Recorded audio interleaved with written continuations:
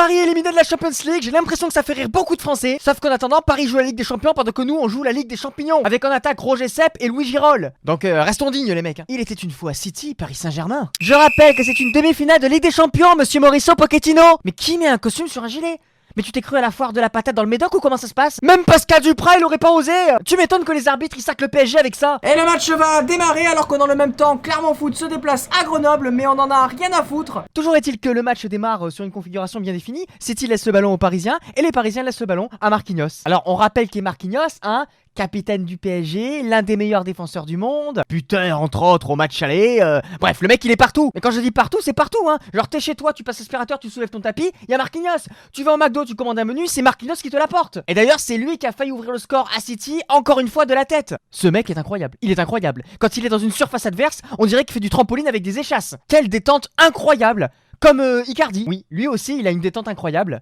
Mais horizontale. Si Icardi était une figure dans Tetris, sans hésiter, c'est le L inversé. Bref, Icardi a fait un moins bon match qu'Mbappé. Quand tu dis ça comme ça, t'as pas trop à rougir, ça va, Mbappé c'est quand même pas mal. Sauf que là, Mbappé, il était sur le banc. Paris avec Icardi, c'est un petit peu comme Bordeaux avec Gini Briand. Ça ronfle. Sauf que l'un le fait sur le terrain, pendant que l'autre le fait plutôt en tribune, ce qui reste relativement plus discret. Du coup, arriva ce qui arriva. Riyad Mahrez ouvre le score pour City. C'est son deuxième but dans ces demi-finales de Ligue des Champions. Il Mahreza, nous Mahrezam, vous Mahrezite, il Mahrezère. De toute façon, on a l'impression que Paris peut jouer avec 33 joueurs sur le terrain. Ils ne marqueront pas. Du coup, c'est pas super palpitant à regarder, je vous l'avoue. Nous voilà donc en seconde période et il n'y a plus qu'une seule chose qui nous intéresse à ce moment-là. On se demande quand est-ce qu'un Parisien va prendre un carton rouge. Un match du PSG en Ligue des Champions sans carton rouge, c'est plus un match du PSG. Il n'y avait qu'à demander. Di Maria s'exécute. Alors que nous venons de récupérer le pied de Fernandinho en tribune. Certains diront qu'il ne l'a pas fait exprès. Et moi je pisse de l'or quand je bois de la limonade. Expulsion, le PSG se retrouve à 10. Mais comme Icardi laisse sa place à Moise Kean, du coup ça ne change rien. Le match se durcit alors. Les Parisiens ont abdiqué alors que les Citizens jouent à celui qui fera le plus de roulades. Et sur ce secteur, même Neymar est battu. C'est dire la performance XXL de Manchester City. Battre Neymar sur son terrain, franchement il fallait le faire. Chapeau, chapeau. Paris fait quand même entrer Baker, hein. Sait-on jamais sur un malentendu, un combattant MMA viking, ça peut servir. Et enfin on arrive au bouquet final sur une attaque à 3, Manchester City met enceinte toute la défense du Paris Saint-Germain avant de servir sur un plateau d'argent Riyad Mahrez qui inscrit un doublé. Manchester City rejoint la finale de la Ligue des Champions, l'Olympique de Marseille va mettre en vente le maillot de Riyad Mahrez, mais le PSG peut toujours aller chercher une étoile sur son maillot en gagnant un 10e titre de champion. Pour débriefer rapidement ce match, très étonné de City parce que d'habitude Guardiola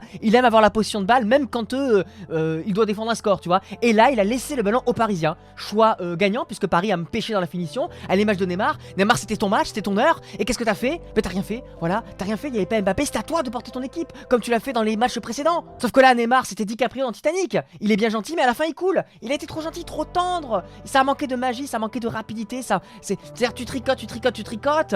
Mais à un moment donné, à part faire des calls roulés, tu peux pas battre City. Au final sur le match on peut dire que la qualification de City elle est largement méritée. Elle est largement méritée. Pourtant City n'était pas largement supérieur au Paris Saint-Germain. Donc Paris peut avoir beaucoup de regrets. Si tu partages pas cette analyse, tu peux me le dire dans les commentaires. Et en attendant, si vous avez kiffé ce petit débrief légèrement humoristique, eh ben un petit pouce bleu c'est très important pour exister dans ce YouTube game où il y a déjà pas mal de monde qui débriefe des matchs. Allez, je vous laisse, rendez-vous samedi pour un live incroyable Nantes-Bordeaux, la finale du maintien en Ligue 1 entre deux clubs historiques de Ligue 1. C'est à 12h20 en direct sur cette chaîne YouTube. Je vous mets la vidéo jeudi soir. N'oubliez pas de définir un rappel et d'activer les notifications.